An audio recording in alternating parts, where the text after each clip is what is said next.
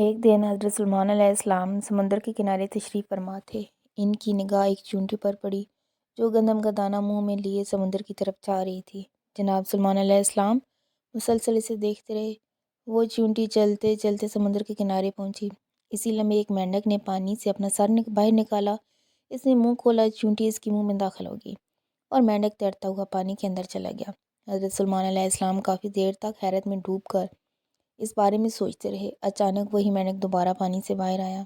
اس نے منہ کھولا اور چیونٹی اس کے منہ سے باہر نکل آئی، لیکن گندم کا دانہ اس کے منہ میں نہ تھا۔ حضرت سلیمان علیہ السلام نے اس چیونٹی کو طلب کیا اور اس واقعے کے بارے میں اس سے پوچھ گچھ کی۔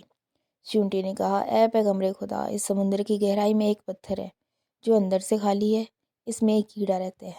اللہ تعالیٰ نے اس کیڑی کو اسی مقام پر خلق کیا ہے۔ وہ وہاں سے نکل نہیں سکتا اور میں اس کے لیے کھانا لے جاتی ہوں۔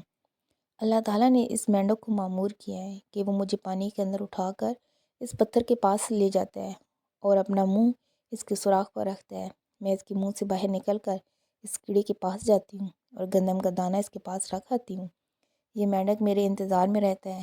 میں واپس اس کے منہ میں داخل ہوتی ہوں اور یہ پانی میں تیرتا ہوا مجھے سمندر سے باہر لے آتا ہے۔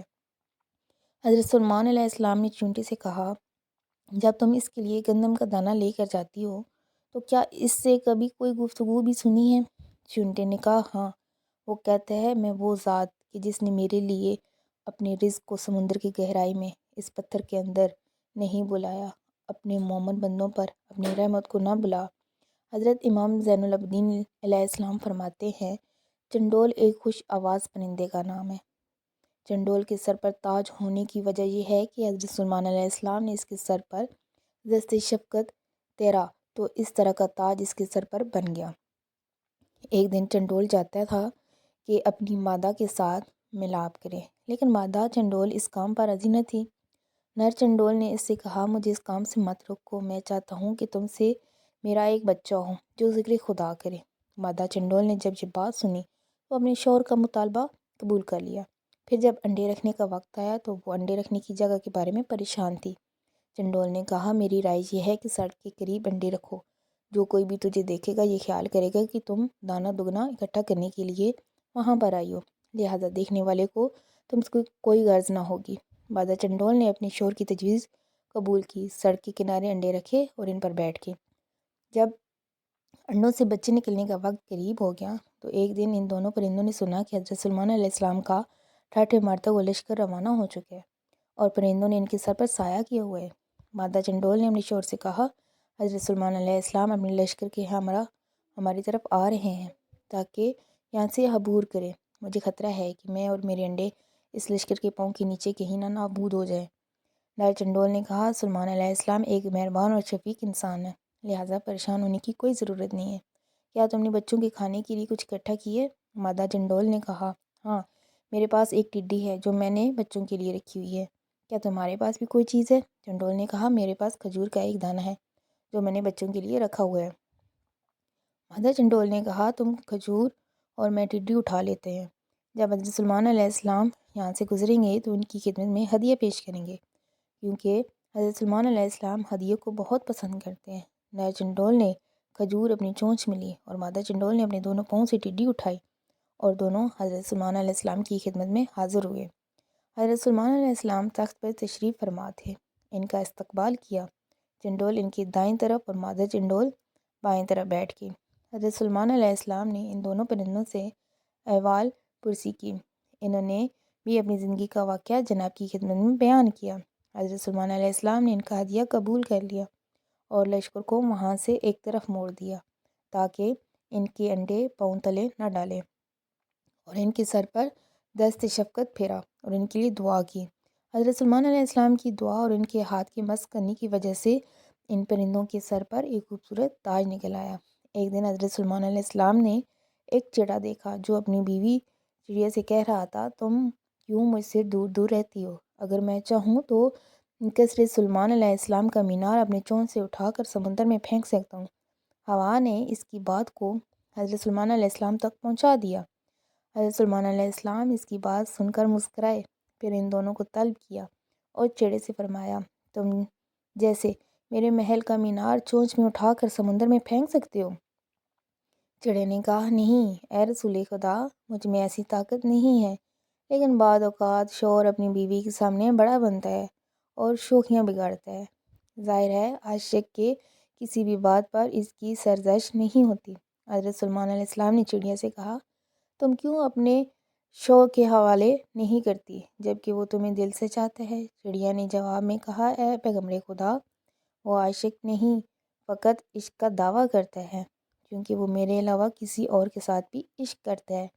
اس بات نے حضرت سلیمان علیہ السلام کے دل پر گہرا اثر کیا۔ انہوں نے شدید گریہ کیا اور گوشہ تنہائی میں چلے گئے، حتیٰ کہ 40 دن تک خدا کی بارگاہ میں گریہ کرتے رہے اور خدا کی بارگاہ میں درخواست کی کہ میرے دل میں غیر خدا کے عشق پیدا نہ ہو، میرے عشق کو غیر خدا کے عشق کے ساتھ مخلوط نہ کرنا۔ ایک دن ایک سانپ حضرت سلیمان علیہ السلام کی خدمت میں حاضر ہوا اور کہا فلاں شخص نے میرے 2 بچوں کو مار دیا ہے، لہٰذا میرا آپ علیہ السلام سے تقاضا ہے کہ آپ نے اس کو پھانسی پر چڑھائیں۔ حضرت سلیمان علیہ السلام نے فرمایا انسان کو سانپ کے بدلے میں قتل نہیں کیا جا سکتا۔ سانپ نے کہا اے پیغمبر خدا، اگر اس کو قتل نہیں کریں گے تو پھر میری گزارش یہ ہے کہ اسے محکمہ اوقاف کا سرپرست بنا دیں تاکہ اموال موقوفہ کو انصاف کے ساتھ استعمال نہ کرنے کی وجہ سے وہ وارد جہنم ہو، پھر اس سے دوزخ کی سانپوں کے ساتھ مل کر انتقام لوں گا۔ یہ روایت اس مطلب کو بیان کرتی ہے کہ وقت شدہ چیزوں کی ذمہ داری قبول کرنا انتہائی خطرناک اور مشکل کام ہے۔ وہ لوگ جو ایسی ذمہ داری قبول کرتے ہیں انہیں مکمل طور پر اس بات کی طرف متوجہ رہنا چاہیے کہ وہ ہمیشہ ہمیشہ کے لیے وادی جہنم کے کنارے کھڑے ہیں۔ ایسا نہ ہو کہ وہ اس موقوف اعمال میں اپنی ذمہ داری انجام دینے میں کوتاہی کریں۔ اس کی سزا انتہائی سخت ہے۔ یہ پھر حضرت سلیمان علیہ السلام جن و انس اور پرندوں پر مبنی اپنے عظیم لشکر کے ہمراہ انتہائی نظم و ضبط اور شان و شوکت کے ساتھ جا رہے تھے کہ چلتے چلتے چیونٹیوں کی وادی میں پہنچ گئے۔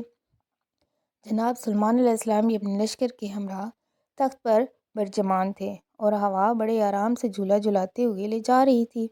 اس دوران میں ایک چیونٹی نے دوسری چیونٹی سے مخاطب ہو کر کہا اے چیونٹیوں، اپنے اپنے سوراخوں میں گھس جاؤ، کہیں سلیمان علیہ السلام اور اس کا لشکر تمہیں پامال نہ کر دے اور انہیں اس کا پتہ بھی نہ چلے۔